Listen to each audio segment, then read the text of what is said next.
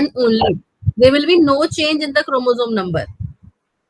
ठीक है, बट यहाँ पे एक और चीज होगी इसके अलावा, एक तो डीएनए रेप्लिकेशन हो गया, दूसरा यहाँ पे क्रोमोसोम नंबर वेरी नहीं करेंगे, दूसरा पॉइंट ये हो गया। तीसरा पॉइंट ये है कि यहाँ पे सेंट्रियोल बनेंगे। सेंट्रियोल कुछ प्रोटीनिशियस बॉडी होती है, प्रोटीन्स की बनी होती है, तो पहले एक ही होता है सेंट्रियोल, लेकिन एस फेज के टाइम पे दो सेंट्रियोल बन जाते हैं, एक यहाँ बन जाता है और एक यहाँ बन जाता है, और सेल के ऑपोजिट पोल्स पे चले जाते हैं, एक ऊपर चला जाता है सेंट्रियोल और एक नीचे चला जाता है, राइट। तो सेंट्रियोल्स क्या करते हैं, they form spindle fibres in future. जब सेल डिवीजन होगा तो इस तरीके से स्पिंडल फाइबर्स फॉर्म करेंगे, ठीक है। तो सेंट्रियोल्स का फंक्शन क्या है, they form the spindle fibres during cell division. So S phase में तीन चीजें हो रही हैं। पहली चीज, डीएनए रेप्लिकेशन हो रहा है, the DNA is becoming 2n to 4n, from 4n from 2n it becomes 4n. Second thing, there is no change in the chromosome number, right? It remains as 2n. The third thing, यहाँ पे क्या हो रहा है, centriole divide हो रहा है, centriole divides and become and occur in the pairs, pair में आ जाता है, एक ऊपर आ जाता है एक नीचे आ जाता है, ये जो मैंने आपको अभी दिखाया था यहाँ पे, लाइक दिस, ठीक है। एंड जी, अब next we come on to the G2 phase. अब G2 फेज क्या है बेटा, इट इज गैप 2 फेज। इस फेज में क्या हो रहा है, the RNA, proteins and other macromolecules required for multiplication of cell organelles, spindle formation and cell growth are produced as the cell prepares to go into the mitotic phase. अब G2 के खत्म होने के बाद माइटोसिस को start होना है, तो उससे पहले जो फाइनल टच है, मतलब क्या क्या चीजें करनी पड़ेंगी सेल को, कि अपने अंदर प्रोटीन्स और ऐसे बहुत सारे मैक्रोमोलिक्यूल्स को डबल करना पड़ेगा जो सेल डिवीजन के टाइम पे चाहिए, ठीक है। जैसे फॉर एग्जांपल जब दो लोग लड़ाई करने जाते हैं, जैसे पहले होता था कि बहुत सारी अपनी तैयारी करते थे तलवार वगैरह ये सब लेके, तो अगर वो सब ये सब तैयारी नहीं करेंगे तो कैसे जीतेंगे, राइट। सेम वे यहाँ पे सेल के पास भी बहुत सारे प्रोटीन्स की जरूरत पड़ती है जब वो डिवीजन के फेज में जा रहा होता है, तो यहाँ पर बहुत सारे प्रोटीन्स बन जाते हैं जो कि मल्टीप्लीकेशन या डिवीजन के टाइम पे जरूरी होते हैं, क्योंकि स्पिंडल फाइबर फॉर्म करने के लिए भी प्रोटीन चाहिए, हर चीज के लिए प्रोटीन्स चाहिए। सो दैट इज व्हाई यहाँ पे आरएनए, प्रोटीन्स और सेल ऑर्गेनेलीज सब कुछ बनना शुरू हो जाता है, ठीक है। और जैसे ये बनकर खत्म होता है, प्रोटीन्स, सेल ऑर्गेनेलीज डबल हो जाते हैं, मैक्रोमोलिक्यूल्स बन जाते हैं, जैसे कि कार्बोहाइड्रेट, फैट्स, जो भी चीजें चाहिए सेल को डिवीजन के टाइम पे, यहाँ सब कुछ बन जाता है, right. And after that the cell undergoes the mitotic phase. अब नेक्स्ट वो जाता है माइटोटिक फेज में। तो इस डायग्राम में आपने देखा था, ये देखो, इसमें आप एक बार देख सकते हो, जीवन ग्रोथ हो रही है सेल की, ठीक है। एस फेज में डीएनए सिंथेसिस हो रहा है, means DNA is becoming from 2n it becomes 4n, chromosome remain 4n, chromosomes 2n ही रहेंगे, 4n नहीं होंगे। एंड थर्डली एस फेज में और क्या हो रहा है, सेंट्रियोल डबल हो रहे हैं, सेंट्रियोल डबल हो रहे हैं। और G2 फेज में क्या हो रहा है, growth and preparation of mitosis, mitosis के लिए ग्रोथ और प्रिपरेशन कर रहे हैं cell by forming the various type of proteins, cell organelles and different types of macromolecules, ये सब यहाँ बन रहा है। So it is a summary of cell cycle, ठीक है। तो next we come on to the mitosis.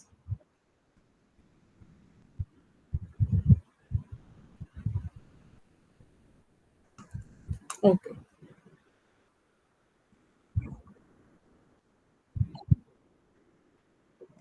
Clear. So any doubt still here, cell cycle में इंटरफेस समझ में आ गया सबको? Okay, so tell me what happens during S phase. Anyone? S phase. हम्म, तो DNA replication होता है, तो डीएनए कैसे किस चीज में कन्वर्ट हो जाता है, इट बिकम्स फ्रॉम, बताओ, डीएनए के अंदर क्या चेंज हो रहा है, DNA is becoming double up, so it becomes 4n.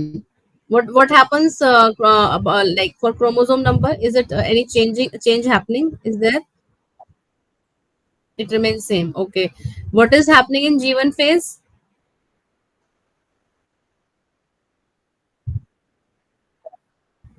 Cell is metabolically active. Yes. The cell rapidly grows and becomes double in size as the cytoplasm amount is increasing. Okay. What happens in G2 phase? And or kuch protein formation is basically taking place over here. Okay. What is interphase? Or how will you define interphase? Yes. How will you define interphase? It is a resting phase and the cell remains in interphase for how much time? 95% of time. Okay. So next we come on to the mitosis. Okay तो हमने दो चीजें पढ़नी है एक तो वैसे हमें इस चैप्टर में तो माइटोसिस ही पढ़ना है आपके meiosis it's not given in very detail so we just have to read basics about meiosis so there are two divisions एक होता है बेटा मियोसिस और एक होता है माइटोसिस ठीक है तो दोनों में डिफरेंसेस हम पढ़ेंगे सबसे पहले we will start with mitosis okay so it is a type of cell division in which one cell that is a mother cell divides to produce two new daughter cells. Okay, so in mitosis, a mother cell is dividing up to form two new daughter cells, which both of them are genetically identical. Both of them are genetically identical. Okay, there is no difference in these two cells. They both are same exact copies. Okay, so in context to cell cycle, mitosis is a part of division process in which DNA of the cell's nucleus is split into two equal set of chromosomes.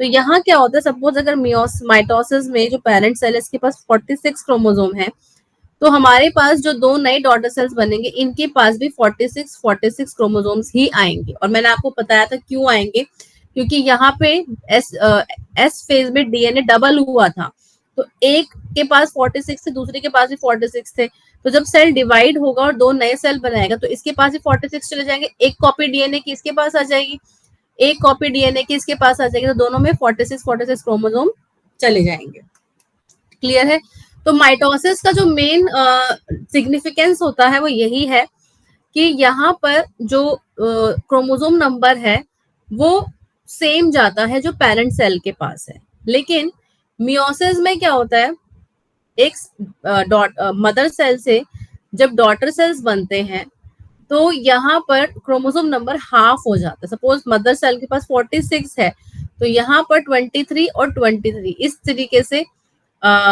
Mother cell से daughter cell के अंदर जो है information जाती है with half number of chromosome तो यहाँ पे जो डिवीजन थोड़ी सी अलग होती है पहले दो डॉटर सेल्स बनते हैं फिर इन दो से और दो बनते हैं इस तरीके से तो टोटल एक मदर सेल से हमारे पास 4 डॉटर सेल बनते हैं यहाँ पे 2 डॉटर सेल बनते हैं माइटोसिस में लेकिन मियोसिस में हमारे पास 4 डॉटर सेल्स बनते हैं 4 तो जो 4 डॉटर सेल्स बने हैं इनके पास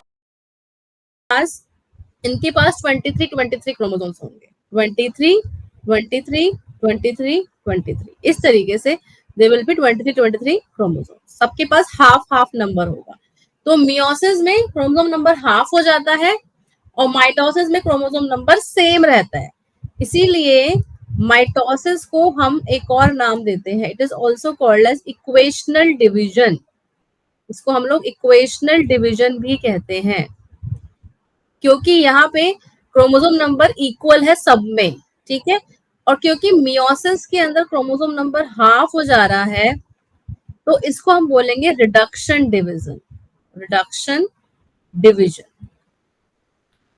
यहाँ क्रोमोसोम नंबर रिड्यूस हो रहा है हाफ हो रहा है ठीक है तो माइटोसिस का गोल क्या है the goal of mitosis is to make sure each daughter cell gets a perfect full set of chromosome daughter cell के अंदर आना चाहिए ठीक है जो एग्जैक्टली मदर सेल के अंदर एग्जैक्ट वैसा ही उठकर आ जाता है ठीक है तो हम एक एक करके पढ़ेंगे कि कौन कौन से फेजेस होते हैं माइटोसिस में और मियोसिस देखो दोनों के लिए फेज सेम है but mitosis is less detailed than meiosis बहुत डिटेल्ड है मियोसिस के 2 पार्ट्स होते हैं मियोसिस 1 मियोसिस 2 ठीक है मियोसिस 2 बार में कंप्लीट होती है, लेकिन माइटोसिस एक ही बार में कंप्लीट हो जाती है, इसमें कोई 1-2 नहीं है।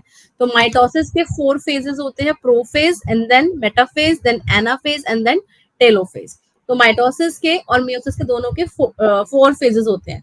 But the difference is meiosis में 2 होते हैं, मियोसिस 1, मियोसिस 2।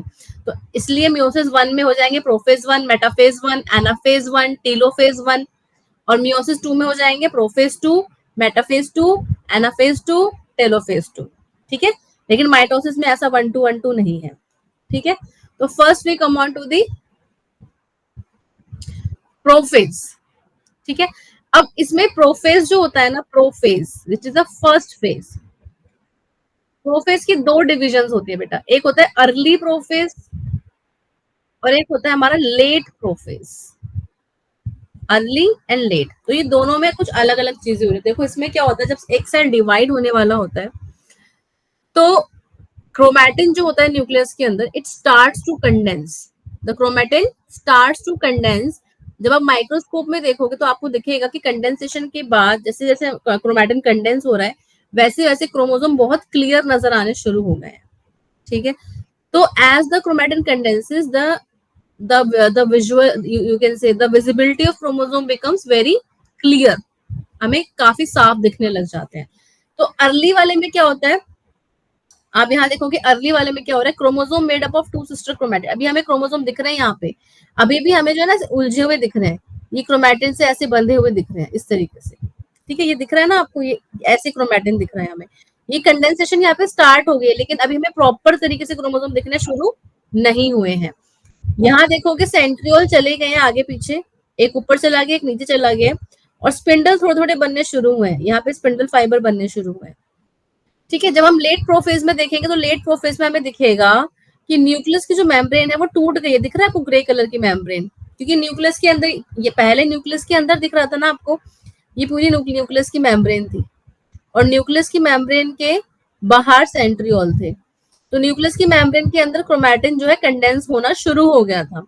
अब न्यूक्लियस की मेम्ब्रेन टूट गई है, देखो इट स्टार्ट्स टू डिसअपीयर, बिल्कुल टूट गई है, और क्रोमोसोम बीच में आ गए हैं सारे।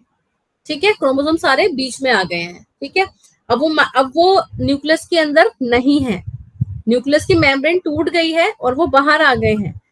और यहाँ पर जितने भी सेल ऑर्गेनेलीज थे, जैसे कि ईआर, गोल्जी, माइटोकॉन्ड्रिया, ये सब डिसअपियर हो गए हैं, इनको किसी चीज की जरूरत नहीं है अब। ठीक है, इनको सिर्फ अब क्रोमोसोम पे ही काम करना है।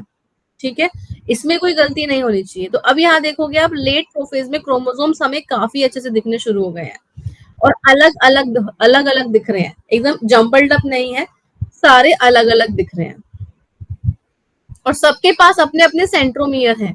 तो यहाँ पे आपको सेंट्रोमियर्स भी दिख रहे हैं। ठीक है, तो centromere where sister chromatids are attach, तो हमें क्रोमोसोम इस फेज में ऐसे दिखेंगे सेंट्रोमियर के साथ। ठीक है, तो अर्ली प्रोफेज में क्या होता है बेटा, the cell starts to break down some structure and build others up, setting the stage for division of chromosomes. ठीक है, तो यहाँ पे हो क्या रहा है, क्रोमोसोम स्टार्ट्स टू कंडेंस, पहली चीज है क्रोमोसोम कंडेंसेशन स्टार्ट कर रहे हैं, माइटोटिक स्पिंडल बनना शुरू हो गया है, मतलब ये जो स्पिंडल है ये वाला, इसको हम बोलते हैं माइटोटिक स्पिंडल। माइटोटिक स्पिंडल, तो माइटोटिक स्पिंडल बनना शुरू हो गया। तो स्पिंडल, अब स्पिंडल क्या कर रहा है, ये प्रोटीन्स का बना हुआ होता है, ट्यूब्यूल्स होते हैं, they are the micro tubules, पतले पतले ट्यूब्यूल्स होते हैं जो प्रोटीन से बने हुए होते हैं। ठीक है, और इनका काम क्या होता है, क्रोमोसोम के आगे पीछे ऑर्गेनाइज हो जाना, इनका काम होता है क्रोमोसोम के ये आगे पीछे सारे में अपना ये एक वेब लाइक स्ट्रक्चर बना देते हैं। ठीक है, तो their function is to organise the chromosome and move them around during the mitosis. तो क्रोमोसोम्स को आगे पीछे घुमाना और या ऊपर नीचे ऐसे पुल करना, ये इनका काम होता है। तो स्पिंडल फाइबर्स क्या कर रहे हैं बेटा, स्पिंडल को, क्रोमोसोम को ऊपर नीचे पुल करने में हेल्प कर रहे हैं। तो पुल करने से क्या होगा, ये हम आगे पढ़ेंगे। न्यूक्लियोलस, अब न्यूक्लियोलस क्या हो रहा है, nucleolus is a part of nucleus where ribosomes are made, it disappears. तो इस फेज में न्यूक्लियोलस भी डिसअपीयर हो जाता है, प्रोफेज में न्यूक्लियस भी डिसअपीयर हो जाता है, न्यूक्लियोलस डिसअपीयर्स। ठीक है, एंड धीरे धीरे जैसे जैसे न्यूक्लियोलस डिसअपीयर होता है, न्यूक्लियर मेम्ब्रेन भी टूट जाती है, न्यूक्लियर मेम्ब्रेन degenerates.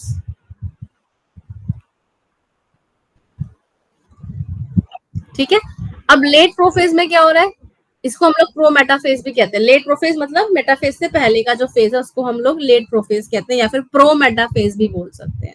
ठीक है, मेटाफेज से पहले वाला फेज। सो यहाँ क्या होता है, mitotic spindle begins to capture and organise the chromosome. अब यहाँ पे माइटोटिक स्पिंडल होता है वो क्रोमोसोम्स के आगे पीछे अरेंज हो जाता है और उनको पकड़ना शुरू कर देता है। पहले वो पकड़ नहीं रहा था ना, देखो अर्ली प्रोफेज में दिख रहा है आपको, न्यूक्लियस के बाहर था स्पिंडल फाइबर, लेकिन जब न्यूक्लियस की मेम्ब्रेन डिसअपियर हो गई तो उन्होंने क्या किया, स्पिंडल फाइबर ने वो सेंट्रोमियर पे आके अटैच होना शुरू कर गए और उन्होंने क्रोमोसोम्स को पकड़ना शुरू कर दिया। They start to hold and organise the chromosomes. ठीक है, the chromosome even become more condense. यहाँ पे बहुत कंडेंस होने, लेट वाले में हमें क्रोमोसोम बहुत कंडेंस होते हुए नजर आएंगे और बहुत क्लियर हो जाएंगे, बहुत ज्यादा क्लियर दिखने लग जाएंगे। न्यूक्लियर एनवेलप ब्रेक हो जाएगा, जो मैंने यहाँ लिख दिया है अभी। ठीक है, तो न्यूक्लियर मेम्ब्रेन डिसअपियर हो जाएगी। ठीक है, और माइटोटिक स्पिंडल ग्रो करते रहेंगे और क्रोमोसोम्स को कैप्चर कर देंगे, कैप्चर द क्रोमोसोम्स। तो mitotic spindle will continue to grow and they capture the chromosome. So any difficulty till here, prophase में कोई डिफिकल्टी है? ओके, बाकी के बच्चे कहाँ पर है? बाकी सब लोग कहाँ है? ये क्या हुआ? अभी जो यहाँ बैठे थे वो कहाँ है? आपके आपके साथ थे, इधर करो कैमरा। आगे भी कोई बैठा था? नहीं, हाँ यहाँ कोई था, वेयर इज ही? हाँ, अच्छा अच्छा, ओके। तो इतना देर लगाएगा पानी लेके आने में, तो उसका सब छूट जाएगा। So keep your bottle on your desk, and then you don't need to go anywhere. If you're going to washroom, then also please बता दिया करो तो मैं रुक जाऊंगी। ठीक है बेटा। If you're going anywhere, just tell me, I'll slow down, or else I'll stop. Okay. So next we come on to the metaphase.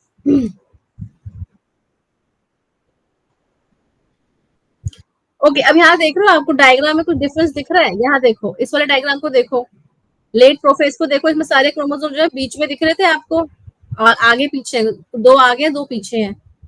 लेकिन यहाँ देखो, मेटाफेज में आपको कुछ फर्क नजर आ रहा है कि मेटाफेज में सारे एक लाइन में दिख रहे हैं आपको क्रोमोसोम, है ना? तो इसमें क्या हो रहा है कि जो सेंट्रियोल है, ये सेल ये आगे पीछे आ गए हैं ऐसे, और इन्होंने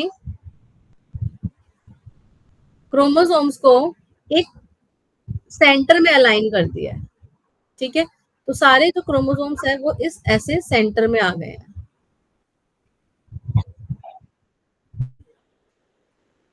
ठीक है, तो ये क्रोमोसोम जो है सेंटर में आ गए और स्पिंडल फाइबर्स ने इनको अच्छे से पकड़ लिया है, like this. They are holding the chromosomes. So basically जब ये क्रोमोसोम एक इस बीच वाली लाइन पर आ जाते हैं, तो इस लाइन को हम बोलते हैं इक्वेटर, या फिर इसको हम बोलते हैं मेटाफिजियल प्लेट। ठीक है बेटा, तो मेटाफेज में क्या होता है, chromosome line up along the metaphase plate. तो क्रोमोसोम जो है मेटाफेज फेज के मेटाफिजियल प्लेट पर लाइन हो जाते हैं। ये एक इमेजिनरी प्लेन है, ऐसा नहीं कि पहले से ये लाइन बनी हुई थी, ऐसा कुछ नहीं है। ये लाइन बनती है तब, ये प्लेट तब बनती है जब मेटाफेज में स्पिंडल फाइबर्स क्रोमोसोम को बीच में अलाइन कर देते हैं, तब हम ये एक इमेजिनरी प्लेन बना देते हैं। तो मेटाफेज सेकंड स्टेज है माइटोसिस की। ठीक है, and it is followed by anaphase, इसके बाद एनाफेज शुरू होगा। ठीक है, तो in metaphase what is happening, यहाँ पर chromosomes move to the equator, means यहाँ बीच में आ जाएंगे सारे, and this region is also called as metaphysial plate या मेटाफेज प्लेट। तो यहाँ पर जितने भी क्रोमोसोम डुप्लीकेट हुए हैं, they get aligned along the metaphase plate. तो सारे क्रोमोसोम यहाँ पे जो डुप्लीकेटेड क्रोमोसोम है वो सारे के सारे बीच में अलाइन हो जाएंगे। And the spindle fiber attaches to the kinetochores on chromosome. और स्पिंडल फाइबर कहाँ अटैच होंगे? काइनेटोकोर्स पे। Who will tell me what are kinetochores? मैं आपको क्रोमोसोम का जब स्ट्रक्चर पढ़ा रही थी तब बताया था, बताओ काइनेटोकोर कहाँ होते हैं? हाँ, तो जो डिस्क शेप स्ट्रक्चर होता है, इसी को हम कहते हैं काइनेटोकोर्स। ठीक है, तो यहाँ पे आपके स्पिंडल फाइबर्स आएंगे और ऐसे अटैच हो जाएंगे इस तरीके से।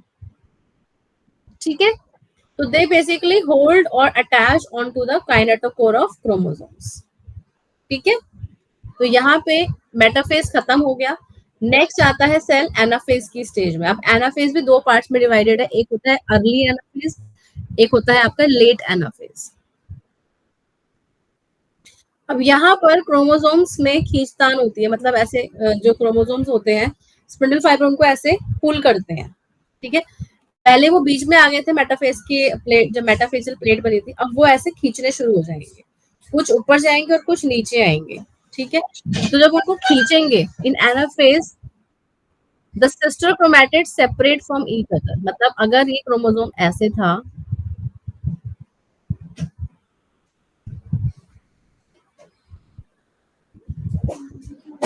ठीक है, तो जब स्पिंडल फाइबर इन पर अटैच होंगे तो ये खींच के कुछ चले जाएंगे ऊपर की तरफ ऐसे, और कुछ आ जाएंगे नीचे की तरफ ऐसे। ठीक है बेटा, तो ये अलग अलग हो जाएंगे। ठीक है, तो बेसिकली यहाँ पर सिस्टर क्रोमैटिड सेपरेट हो जाते हैं from each other and pull towards the opposite end, opposite end की तरफ जाने शुरू हो जाते हैं। और जब वो जाना शुरू होंगे, when they start their journey, जब वो खिंच के दूर जाना शुरू होंगे तो उस फेज को बोलेंगे अर्ली एनाफेज, और जब वो खिंच के पूरा पोल्स पे पहुंच जाएंगे तब उसको बोलेंगे लेट एनाफेज। ठीक है, तो एक प्रोटीन, प्रोटीन को हम लोग ग्लू बोलते हैं सेल डिवीजन के टाइम पे, तो एक प्रोटीनिशियस ग्लू होता है जो फाइबर में प्रेजेंट होता है। ये क्या करते हैं, सिस्टर क्रोमैटिड्स को पकड़ के रखते हैं। ठीक है, now they are separating the sister chromatids from each other. Now each of this now it's having their own chromosome. Now what happened here, ये देखो,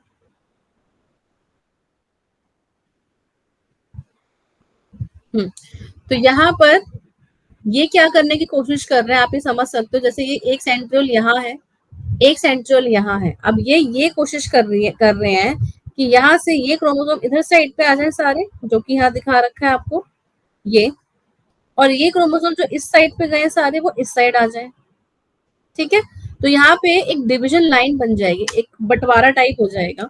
तो आप देख रहे हो कि यहाँ पे ये गड्ढा होना शुरू होगा, दिख रहा है आपको ये गड्ढा, एक मिनट, ये गड्ढा दिख रहा है आपको यहाँ पे, ये पहले नहीं था, इसको हम कहते हैं फरो फॉर्मेशन, फरो फॉर्मेशन। ठीक है, अभी गड्ढा बनना शुरू हो गया। अब यहाँ देख रहे हो आप, सेंट्रियोल एक यहाँ पे था और एक यहाँ था। Now you got my point कि सेंट्रियोल आगे पीछे क्यों जा रहे हैं, दोनों पोल्स पे क्यों जा रहे हैं, ताकि एक सेंट्रियोल इस सेल को मिल जाए, दूसरा सेंट्रियोल दूसरे सेल को मिल जाए। सेंट्रियोल भी डेवलप हो गए ना, तो एक जब फरो बनेगी और फरो डीप होती जाएगी, क्लीवेज लाइन डीप होती जाएगी, तो सेल क्या होगा, टूट जाएगा। तो जैसे ही सेल टूटेगा तो एक सेंट्रियोल इस साइड चला जाएगा और दूसरा सेंट्रियोल दूसरे सेल की साइड चला जाएगा, राइट।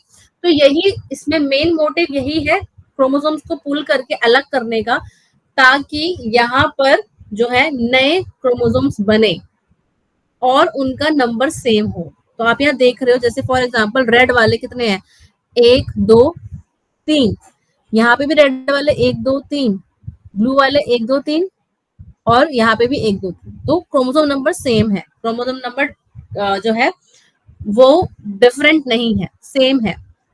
ठीक है, तो chromosome of each pair are pulled toward the opposite end. अब क्रोमोसोम अपोजिट एंड पे खींच के चले जाएंगे। Microtubules not attached to chromosome elongate and push apart, separating the poles and making the cell longer। अब ये जो माइक्रोट्यूब्यूल्स बीच में आपको दिख रहे हैं, ये माइक्रोट्यूब्यूल्स है, ये वाले जो बीच वाले हैं ये माइक्रोट्यूब्यूल्स है, या यू कैन से स्पिंडल। तो जो माइक्रोट्यूब्यूल्स क्रोमोसोम से जुड़े हुए नहीं है वो खींचते रहेंगे। जुड़े हुए कौन से वाले हैं, ये वाले, इस साइड वाले जुड़े हुए हैं, ये वाले बीच के साइड वाले क्रोमोसोम से नहीं जुड़े हुए हैं, वो उनको खींच रहे हैं बस। ठीक है, तो जो बीच वाले माइक्रोट्यूब्यूल्स है वो इलोंगेट होते रहेंगे और सेल को लंबा खींचते जाएंगे, मतलब लॉन्गर करते जाएंगे। ठीक है, so all of these processes are driven by motor proteins, या you can say all only say proteins। तो सब चीजें यहाँ प्रोटीन्स की हेल्प से हो रही है। अगर स्पिंडल फाइबर वीक वीक होंगे तो ये क्रोमोसोम्स को खींच नहीं पाएंगे और ना ही सेल को डिवाइड कर पाएंगे। इसीलिए माइक्रोट्यूब्यूल्स और स्पिंडल फाइबर्स का बहुत स्ट्रांग होना जरूरी है, right? So in mitosis, proteins carry chromosomes और other tubules as they walk. तो मतलब ये सिर्फ ये क्या कर रहे हैं, वॉक कर रहे हैं, एक इस पोल पे वॉक कर रहा है, एक दूसरे पोल की तरफ वॉक करके जा रहा है। तो they have to be strong, they have to be good amount of protein in them, right? So is this clear? Anaphase के टाइम पे क्या क्या हो रहा है? Any confusion till here? So anaphase में कुछ नहीं है, जो आपके सेंट्रोमियर है वो क्रोमोसोम जो है वो टूट गए हैं और दोनों ऑपोजिट पोल्स पे चले गए, सिस्टर क्रोमैटिड सेपरेट हो गए हैं and they're moving on to the opposite poles. Clear? Now we come on to the telophase. अब टेलोफेज में क्या होता है बेटा? Telophase is the last stage. तो यहाँ पर आप देखोगे the cell is nearly done division complete हो चुकी है। Now it starts to reestablish, अभी अपने आप को नॉर्मलाइज करने की कोशिश कर रहा है, रीएस्टैब्लिश कर रहा है। जो स्ट्रक्चर खो गए थे और यू कैन से जो स्ट्रक्चर डिलीट हो गए थे या खत्म हो गए थे वो वापस आएंगे, ठीक है? तो it is reestablishing its normal structure, right? तो पहले क्या हुआ था सेल डिवीजन में? पहली स्टेज क्या होती है बेटा? अभी जो हमने पढ़ा, it is the nuclear division. पहले अभी क्या हुआ है? सिर्फ न्यूक्लियस का डिवीजन हुआ है, अभी साइटोप्लाज्म का डिवीजन नहीं हुआ है। तो न्यूक्लियर डिवीजन को हम कहते हैं कैरियोकाइनेसिस। तो कैरियोकाइनेसिस जो है सेल डिवीजन का पहला स्टेप है, मतलब माइटोसिस का पहला स्टेप है। दूसरा स्टेप जो होगा वो है साइटोकाइनेसिस, मतलब साइटोप्लाज्म का डिवीजन। अब क्या हो रहा है टीलोफेज में? देखो यहाँ क्या लिखा है, साइटोकाइनेसिस। बाकी जो अभी हमने पढ़ा है प्रोफेज, मेटाफेज, एनाफेज, यहाँ पे न्यूक्लियर डिवीजन हो रहा था, लेकिन टीलोफेज में साइटोकाइनेसिस हो रहा है। मतलब जो सेल के कंटेंट्स हैं other than nucleus, that is the cytoplasm, cell organelles, now they are dividing, ठीक है? अब वो डिवाइड होंगे। तो माइटोटिक स्पिंडल अब डिसॉल्व हो गया, इट इज ब्रोकन डाउन, और you can see it is dissolve. अब आपको स्पिंडल नहीं दिख रहे हैं ना, ये देखो खत्म हो चुके हैं spindle, no spindle. Two new nuclei form, दो न्यूक्लियस बन गए, एक ऊपर बन गया यहाँ पे, एक नीचे, इसीलिए एनाफेज हो रहा था।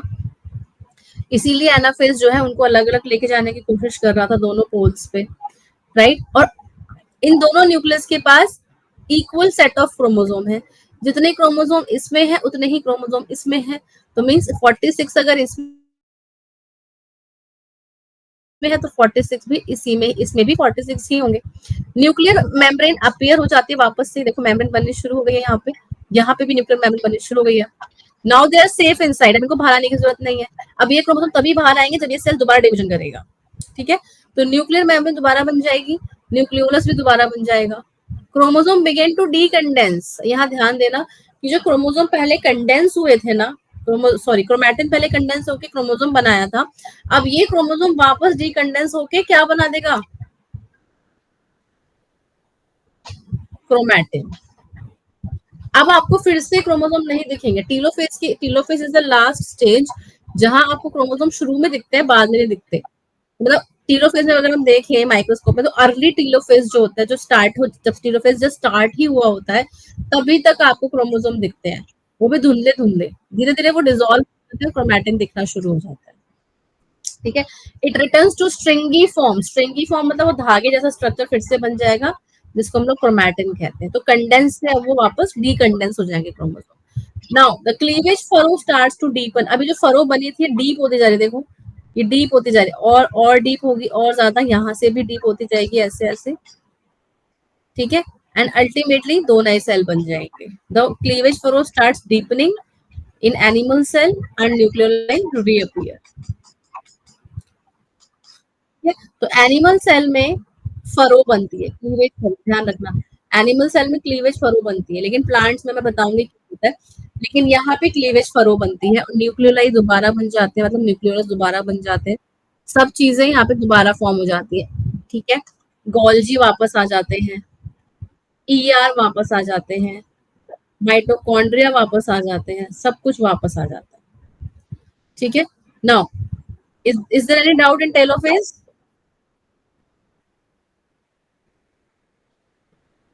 Any doubt in telophase? Okay, now देखो अब क्या डिफरेंस है एनिमल सेल डिवीजन और प्लांट सेल डिवीजन में। देखो दोनों में जो कैरियोकाइनेसिस है ना वो तो सेम ही रहेगा, मतलब जो कैरियोकाइनेसिस समझ रहे हैं ना, न्यूक्लियस का डिवीजन, वो दोनों में सेम ही रहेगा, लेकिन जब बात आती है साइटोप्लाज्म के डिवीजन की तब the things are different. Okay, तो प्लांट में साइटोकाइनेसिस अलग तरीके से होता है और एनिमल में साइटोकाइनेसिस अलग तरीके से होता है। ठीक है, एनिमल्स में जो साइटोकाइनेसिस होता है उसमें फरो बनती है ऐसे। ठीक है, मतलब कि हम जो ये बना रहे थे ना ऐसे करके टीलोफेज में, एक न्यूक्लियस यहाँ एक न्यूक्लियस यहाँ, इसको हम लोग फरो कह रहे थे। तो एनिमल सेल में फरो बनती है, क्लीवेज फरो। लेकिन प्लांट सेल में क्या बनता है बेटा, क्योंकि प्लांट में क्या होता है, सेल वॉल प्रेजेंट होती है। क्या होती है बेटा? एनिमल में सेल वॉल होती है? नहीं होती, इसलिए यहाँ पे फरो बनती है, क्योंकि एनिमल की जो सेल मेम्ब्रेन बहुत सॉफ्ट है। लेकिन प्लांट्स में क्या बनता है, यहाँ पे सेल प्लेट बनती है। जब दो सेल डिवाइड हो रहे होते हैं तो ये ऐसे दीवार सी बन जाती है दोनों के बीच में, इसको हम कहते हैं सेल प्लेट। तो plant cell cytokinesis is a kind of cell division which forms two identical cell after a cell divide through cell plate expansion। ध्यान देना, इसमें जो प्लेट है ना वो एक्सपैंड हो रही है, मतलब ध्यान से अगर आप सुनो तो एनिमल सेल में फरो अंदर की तरफ जा रही है, फरो ऐसे जा रही है, डीप हो रही है। It is the the furrow is being constructed, it is going inside, it is deepening and dividing the cell. किसी चीज को बाहर से अंदर की तरफ कट करना, जैसे सपोज मेरे पास एक लोफ है ब्रेड का और मैं उसको ऐसे कट कर रही हूँ, तो I am doing it toward, I am do like I am putting my knife towards the, you can say inside, I am like I am putting the knife inside. ठीक है, और एक होता है किसी चीज को बाहर की तरफ ले जाना। ठीक है, मतलब बीच में से आपने स्टार्ट करो और आप उसको अंदर से बाहर की तरफ कट कर रहे हो, स्लिट कर रहे हो। ठीक है, you started from inside and you are slitting it towards outside like this. ठीक है, तो यहाँ पर सेल प्लेट का एक्सपेंशन होता है ऐसे, और सेल ऐसे टूट जाता है खींच के। लेकिन यहाँ पे फरोइंग में क्या हो रहा है, सेल अंदर की तरफ फरो बना रहा है, ऐसे एरो देख रहे हो, सेल प्लेट पे एरो ऐसे जा रहा है, और एनिमल सेल में जो फरो बन रही है उसमें सेल, उसमें एरो अंदर की तरफ आ रहा है। ठीक है, तो फरो जो होती है वो डीपन होती है और सेल प्लेट में एक्सपेंशन होता है। Is it clear? Know talking please. Yes, tell me what is happening in the what is the difference between plant cell division and animal cell division? Yes, last two girls tell me. Yes, last two beta girls आप बताओ कि what is the difference between animal cell division and plant cell division?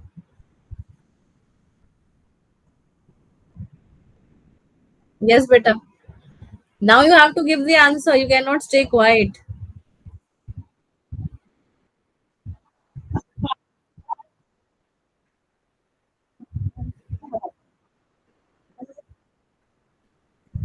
No, that's not the answer. Yes, second one. आप बताओ बेटा. Yes, tell me beta. What is the answer? What is the difference between animal cell division and plant cell division? How does the cytokinesis taking place in between? Animal cell में क्या form हो रहा है? Ester. Ester क्या होता है बेटा?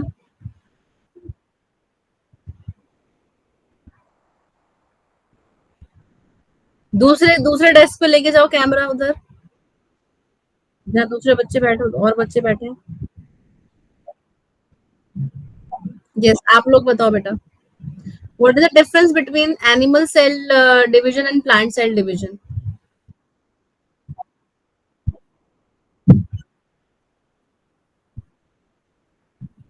तो वहाँ क्या फॉर्म होता है?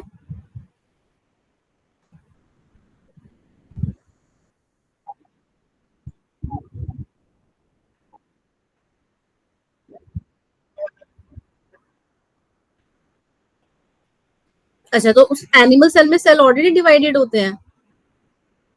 अच्छा, okay. Okay, tell me what is cell plate and what is cleavage furrow and how does it move? Animal cell में क्लीवेज फरो मूव कैसे करता है? आउटवर्ड टू इनवर्ड और इनवर्ड टू आउटवर्ड?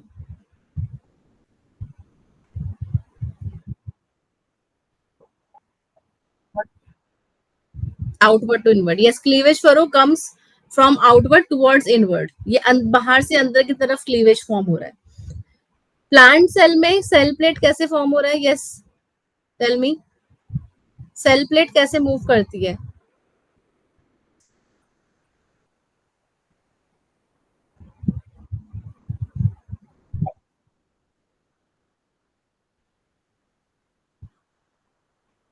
यस बेटा, please a little bit louder please.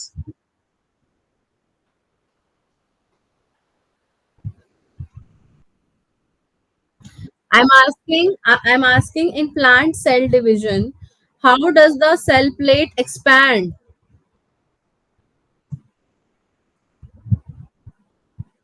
From outward to inward or from inward to outward?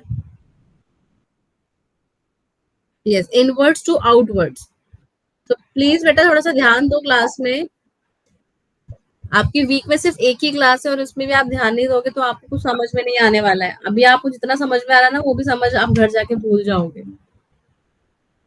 Okay, so यहाँ पे cell plate जो है, एरोज देखो आप कहाँ जा रहे हैं, बाहर की तरफ। और ये वर्ड पढ़ो, क्या है ये? Cell plate expansion. यहाँ पे सेल प्लेट का एक्सपेंशन हो रहा है, ठीक है। और सेल प्लेट क्यों बन रही है? क्योंकि यहाँ सेल वॉल होती है, तो यहाँ फरो नहीं बन सकती, फरो नहीं बन सकती, ध्यान रखना। क्योंकि फरो बनने के लिए सेल का फ्लेक्सिबल होना जरूरी है, और यहाँ फ्लेक्सिबिलिटी तो बिल्कुल पुअर है ही नहीं। एनिमल सेल जो होता है, इसमें सेल वॉल नहीं है तो फ्लेक्सिबिलिटी है, इसलिए क्लीवेज फरो बनता है। फरो बाहर से अंदर की तरफ बनता है, it कंस्ट्रिक्ट्स।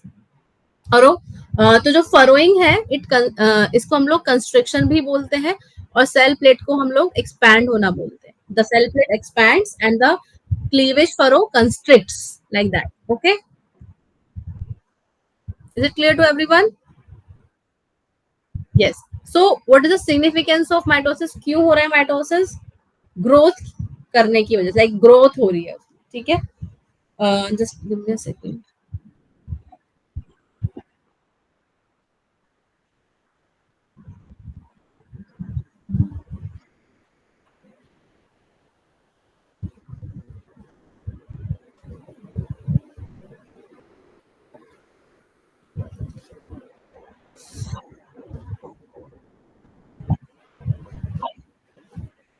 Give me a minute just.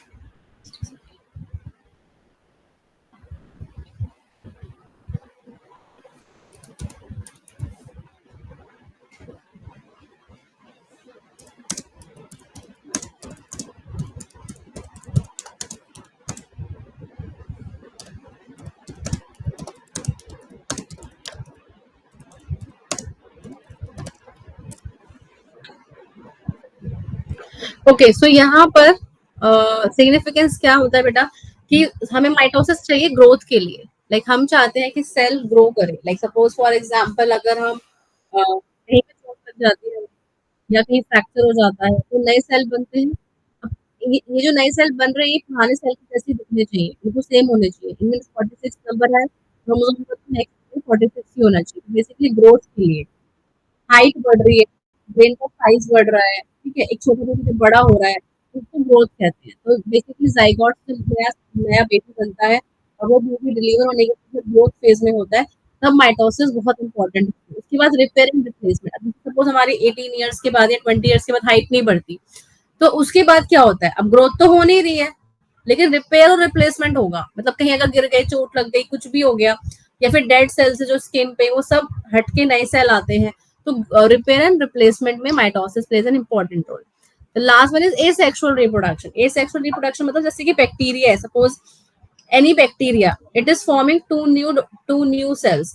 अब बैक्टीरिया तो एक यूनिसेलुलर ऑर्गेनिज्म है ना, बैक्टीरिया इज यूनिसेलुलर ऑर्गेनिज्म।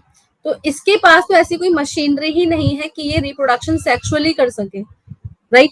तो दे अंडरगो एसेक्सुअल रिप्रोडक्शन, और ये अपने क्लोन्स बनाते हैं। क्लोन्स मतलब exact copies, they form their exact copies, but we don't look like exact copies of our parent. क्या हम अपने parent जैसे दिखते हैं completely? No, our faces are different, height is different, color is different. Okay, so everything is different. We are not exact copies of our parents, we are not clones. Okay तो जब mitosis होती है, अगर mitosis के through reproduction हो रहा है तो उसको बोलेंगे एसेक्सुअल रिप्रोडक्शन, जहां पे कोई चेंजेस नहीं आएंगे नए सेल में, मतलब जो इसके नए डॉटर सेल्स बन रहे हैं इनमें कोई चेंजेस नहीं आएंगे, they will be the exact copies of their parents. तो एसेक्सुअल रिप्रोडक्शन के लिए हमें क्या चाहिए होता है? माइटोसिस. और सेक्सुअल रिप्रोडक्शन के लिए हमें क्या चाहिए होता है? Meiosis. Okay, so we are near to complete this chapter. Next class में चैप्टर कंप्लीट कर दूंगी एंड नेक्स्ट क्लास में I take a test of about 15 marks. तो पहले मैं आपको मियोसिस पढ़ा दूंगी थोड़ा सा, मतलब आई गिव एन ओवरव्यू, जितना आपकी सेलिना में दिया हुआ है उतना ओवरव्यू मैं आपको दे दूंगी. और घर जाके आप ये पीपीटी करोगे और सेलिना से एक एक लाइन पढ़ोगे, क्योंकि सेलिना में जो कुछ दिया हुआ है वो मेरी पीपीटी में सब कुछ है. ठीक है, clear to all of you? And next class में 15 मार्क्स का टेस्ट होगा एंड यू शुड स्कोर 13. 13 तो लास्ट है, 13 के नीचे किसी ने स्कोर किया तो और डिफिकल्ट टेस्ट मिलेगा next time. 13 is a least number. 13 से नीचे किसी का नंबर नहीं आना चाहिए. Okay, bye.